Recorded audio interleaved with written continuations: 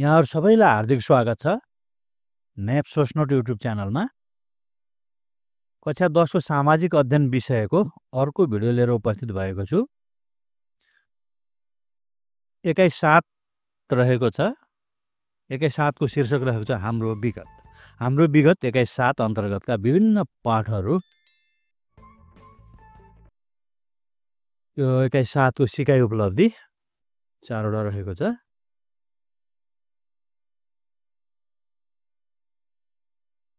एकाइ 7 हाम्रो विगतमा चाहिँ पाठ 1 विक्रम सम्वत 2007 को क्रान्ति र दिल्ली सम्झौता, पाठ 2 प्रजातान्त्रिक व्यवस्थाको एक दशक, पाठ 3 विक्रम सम्वत 2017 देखि 2046 सम्मका राजनीतिक घटनाहरू, पाठ 4 विक्रम सम्वत 2046 देखि विक्रम सम्वत 2063 सम्मका प्रमुख राजनीतिक घटनाहरू, पाठ 5 विक्रम सम्वत 2063 देखि 2079 सम्मका राजनीतिक घटनाहरू भनेर रहेका छन्।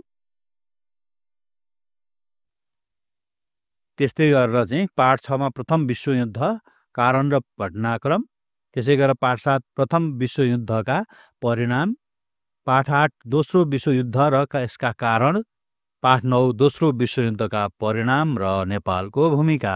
यसरी चाहिँ यसमा 9 वटा पाठहरू रहेका छन्। यी 9 वटै पाठहरूको अभ्यास, क्रियाकलाप र परियोजना कार्य अन्तर्गतका गतिविधिहरू लिएर उपस्थित भएको छु। एकाइ 7 हाम्रो विगत पाठ 1 बाट सुरु गरौँ। पाठ 1 को शीर्षक रहेको छ विक्रम सम्वत 2007 को क्रान्ति र दिल्ली सम्झौता।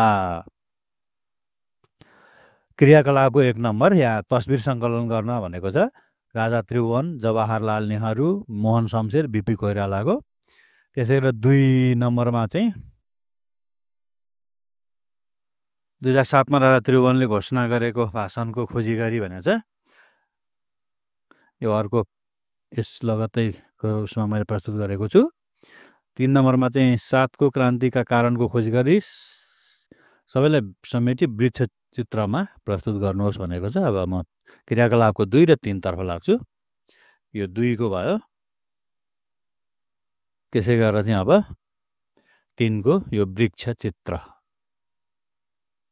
वृक्ष चार्ट। त्यसै गरेर अभ्यास 1 नम्बर दिल्ली सम्झौतालाई त्रिपक्षीय सम्झौता भनिन्छ किन भनेर रहेको छ प्रश्न। त्यसको समाधान रहेको छ भने 2 मा प्रजातन्त्र स्थापनाका लागि राजा त्रिभुवनको भूमिकाको समीक्षा गर्नुहोस् भनेर रहेको छ। यसको समाधान रहेको छ।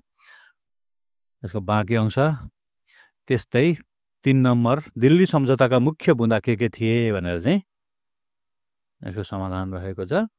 त्यसै गरेर 4 नम्बर प्रजातन्त्रपछि पनि मोहन शमशेरलाई नै प्रधानमन्त्री बनाइयो, यसमा तपाईँ सहमत या असहमत के हुनुहुन्छ, कारणसहित लेख्नुहोस् भनेको छ। यसको समाधान रहेको छ। परियोजना कार्य विद्यालयको पुस्तकालयमा भएका इतिहासका पुस्तकको अध्ययन गरेर वा इन्टरनेटका माध्यमबाट विक्रम सम्वत 2007 को क्रान्ति, यसका कारण र परिणाम खोजी विवरण तयार गर्नुहोस् भनेको छ। विक्रम सम्वत 2007 को क्रान्ति, यसका कारण र परिणाम भनेर चाहिँ यहाँ विक्रम सम्वत 2007 को क्रान्ति, यो पृष्ठभूमिको कुराहरू भए। 7 को क्रान्तिका कारणहरू, त्यसै गरेर चाहिँ कारणहरू पश्चात 2007 सालको क्रान्तिका परिणाम। पाठ 2 प्रजातान्त्रिक व्यवस्थाको एक दशक, विक्रम सम्वत 2007 देखि 2017। क्रियाकलापको 1 नम्बर 2 नम्बर चाहिँ संवाद भनेको छ। त्यस संवादको चाहिँ यहाँ नमुना रहेको छ। त्यसै गरेर 3 नम्बर 2007 देखि 17 सम्मका प्रमुख राजनीतिक घटनाक्रमलाई उल्लेख गरी समय रेखा तयार गर्नुहोस् भनेको छ। यहाँ समय रेखाको नमुना रहेको छ, मुख्य मुख्य घटनाक्रमहरू समेटिएको। त्यसै गरेर चाहिँ अभ्यासको 1 नम्बर 2 नम्बर र 3 नम्बर प्रश्न र त्यसका समाधानहरू रहेको छ। त्यसै गरेर 4 नम्बर विक्रम सम्वत 2007 देखि 17 सम्मका प्रमुख सामाजिक तथा आर्थिक उपलब्धिहरूको सूची तयार गर्नुहोस् भनेर चाहिँ 2007 देखि 17 सम्मका प्रमुख सामाजिक उपलब्धि र प्रमुख आर्थिक उपलब्धिहरूको यहाँ सूची बनाइएको छ। 5 नम्बर राजा महेन्द्रलाई महत्वाकांक्षी राजा भनिन्छ, उनलाई यसो भन्नुका कारणहरू के हुन् भनेर रहेको छ। यसको समाधान रहेको छ। त्यसै गरेर चाहिँ अब पाठ 3 विक्रम सम्वत 2017 देखि 2046 सम्मका राजनीतिक घटनाक्रमहरू। म वाचनको क्रमलाई कम गर्नेछु किनकि भिडियो लामो हुन्छ, थुप्रै पाठहरू रहेको छ।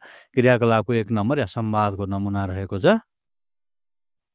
त्यसै गरेर चाहिँ 2 नम्बर, त्यसै गरेर 3 नम्बरको चाहिँ प्रतिवेदनको नमुना रहेको छ यहाँ। प्रतिवेदनकै बाँकी अंश। अभ्यासको 1 नम्बर, पञ्चायती व्यवस्थाको परिचय दिई यस व्यवस्थाको उदय र पतनका कारण लेख्नुहोस्। यसको समाधान रहेको छ। त्यसै गरेर 2 नम्बरमा चाहिँ अन्तरिम सरकार भनेको के हो? 3 नम्बरमा निरङ्कुशता भनेको के हो? यस व्यवस्थाका फाइदा लेख्नुहोस् भनेर छ। त्यसै गरेर 4 नम्बरमा जनमत सङ्ग्रह भनेको के हो? नेपाली जनमत सङ्ग्रहको पृष्ठभूमि उल्लेख गर्नुहोस् भनेको चाहिँ यसको समाधान रहेको छ। त्यसै गरेर चाहिँ 5 नम्बरमा बहुदलीय व्यवस्थाका सबल पक्ष उल्लेख गर्नुहोस् भनेर चाहिँ सबल पक्षहरूको यहाँ सूची निर्माण गरिएको छ। पाठ 4 विक्रम सम्वत 2046 देखि विक्रम सम्वत 2063 सम्मका प्रमुख राजनीतिक घटनाहरू। क्रियाकलापको 1 नम्बर, 47 देखि 63 सम्मका प्रधानमन्त्रीहरूको नाम भनेको छ। त्यसै गरेर चाहिँ सरकार र माओवादी सम्बन्ध विस्तृत शान्ति सम्झौताका सम्बन्धमा प्रतिवेदन तयार पार्नुहोस् भनेको चाहिँ यहाँ प्रतिवेदनको नमुना रहेको छ। त्यसै गरेर 3 नम्बर विक्रम सम्वत 2047 देखि 63 सम्मका प्रमुख राजनीतिक घटनालाई समयरेखामा देखाउनुहोस् भनेको चाहिँ यहाँ समयरेखाको नमुना रहेको छ। यहाँ ठाडो निर्माण गर्दा ठाउँ नहटाउन भनेर तेर्सो निर्माण गरेको छु।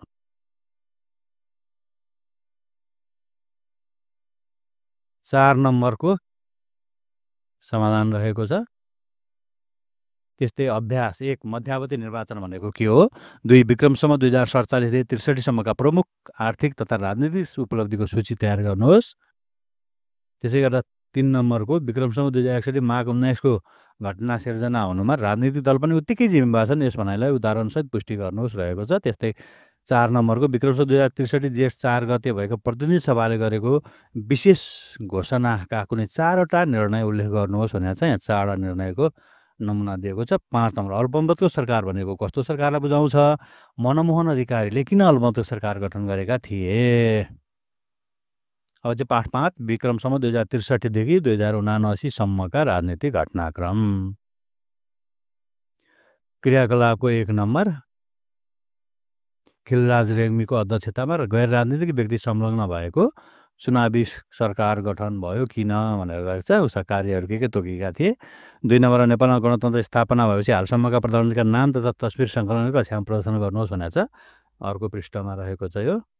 3 नम्बर 62-63 को आन्दोलनपछि सामाजिक, आर्थिक र राजनीतिक क्षेत्रमा भएका सकारात्मक परिवर्तनको सूची बनाउनुहोस् भनेको छ। पहिला प्रधानमन्त्रीहरूको सूची अहिले 2082 सम्म आइपुग्दा पनि प्रचण्ड, पुष्पकमल दाहाल प्रचण्ड, केपी ओली, शेरबहादुर देउबा यिनै व्यक्तिहरू चाहिँ घुमी फेरि प्रधानमन्त्री बनिरहेका छन्। अझै पनि राजनीतिक स्थिरता कायम भएको छैन। राजनीतिक अस्थिरताकै बिचमा राष्ट्र अगाडि बढिरहेको छ। अभ्यासको 1 नम्बर, संविधान सभाबाट निर्मित संविधान जनमुखी हुन्छ कसरी? कारण दिनुहोस्। यहाँ कारणसहित उल्लेख गरिएको छ। 2 नम्बर नेपालमा पहिलो संविधान सभाबाट संविधान जारी हुन नसक्ने कारणहरू के हुन्? उल्लेख कारणहरूको यहाँ सूची बनाइएको छ। त्यस्तै 3 नम्बर नेपालमा गणतन्त्र स्थापनाका कारणहरू के हुन्? गणतन्त्र स्थापनाका कारणहरूको सूची रहेको छ। 4 नम्बरमा विक्रम सम्वत 2046 को जनआन्दोलन र 62-63 को जनआन्दोलन बीचका समानता र भिन्नता लेख्नुहोस् भनेर चाहिँ समानता र भिन्नताहरूको सूची बनाइएको छ।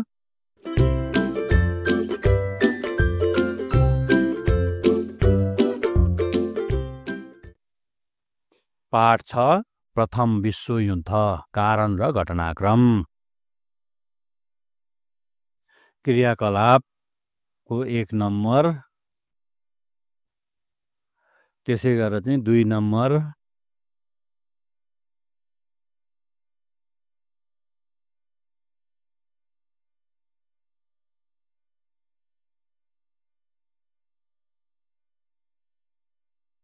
तीन नम्बर प्रथम विश्वयुद्धका विभिन्न घटनालाई समयरेखामा देखाउनुहोस्। यहाँ एउटा नमुनाका लागि लेखिएको छ।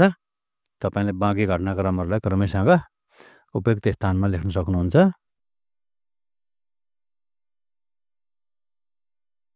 यहाँ चाहिँ 1 धरको बराबर 1 महिना मानेर चाहिँ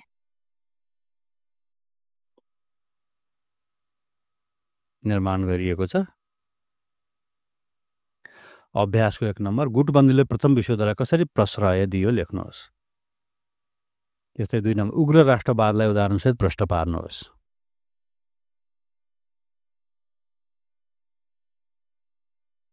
3 नम्बर साम्राज्यवाद र उपनिवेशवादमा के भिन्नता छ उदाहरणसहित लेख्नुहोस्। प्रथम विश्वयुद्धको तत्कालीन कारण के थियो लेख्नुहोस्।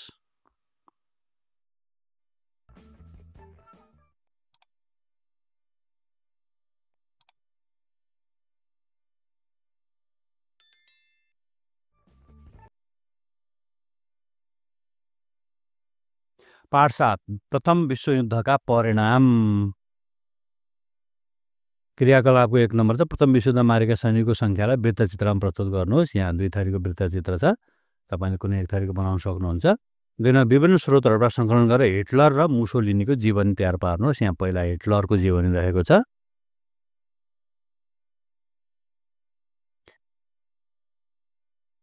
त्यसपश्चात मुसोलिनीको संक्षिप्त जीवनी रहेको छ।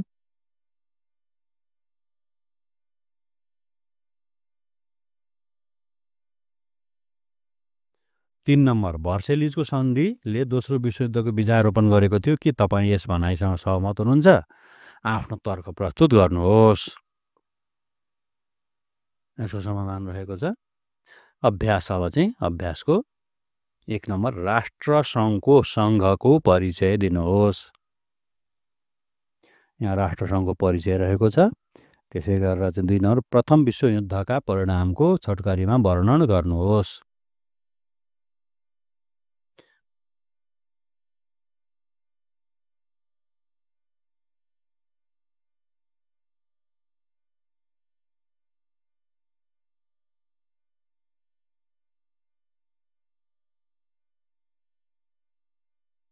त्यस्तै 3 नम्बरमा प्रथम विश्वयुद्धमा नेपालीले खेलेको भूमिकाको छोटकरीमा वर्णन गर्नुहोस्।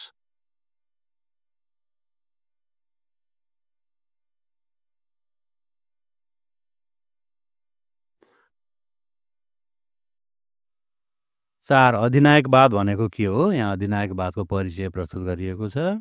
त्यस्तै 5 नम्बरमा बदलाको भावनाले सङ्कट निम्ति आउँछ। यस भनाइलाई प्रथम विश्वयुद्धको प्रसङ्ग जोडेर पुष्टि गर्नुहोस्।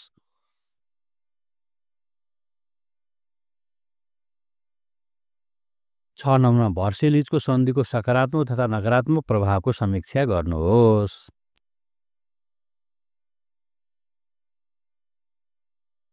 पाठ 8 दोस्रो विश्वयुद्ध र यसका कारण। क्रियाकलापको 1 नम्बर। त्यस्तै 2 नम्बर।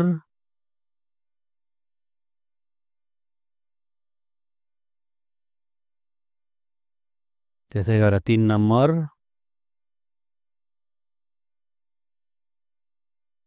अभ्यासको 1 नम्बर। भर्सेलिजको सन्धिले दोस्रो विश्वयुद्धलाई निम्ता गरेको थियो। यस भनाइलाई पुष्टि गर्नुहोस्। 2 नम्बर दोस्रो विश्वयुद्धका कारणको छोटकरीमा वर्णन गर्नुहोस्।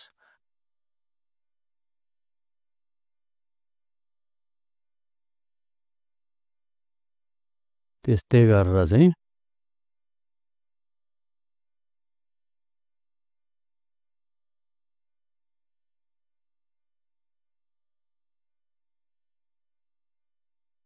6 नम्बर तुष्टिकरणको नीति भनेको के हो? यसले दोस्रो विश्वयुद्धलाई कसरी निम्त्यायो?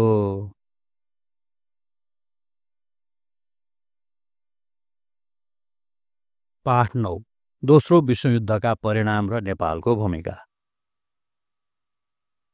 क्रियाकलापको 1 नम्बर र त्यसको समाधान। 2 नम्बरको वक्तृताको नमुना रहेको छ। यहाँ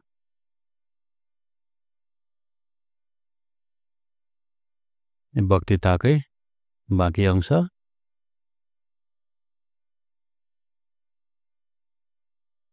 वक्तृता यहाँ समापन भयो। 3 नम्बर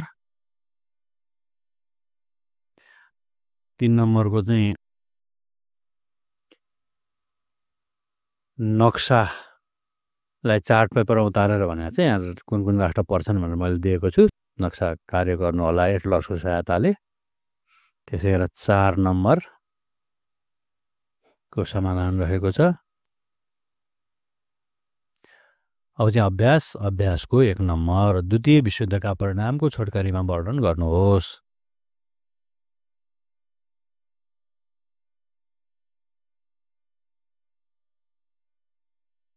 त्यसै गरेर चाहिँ 2 नम्बर एटलान्टिक चार्टर भनेको के हो?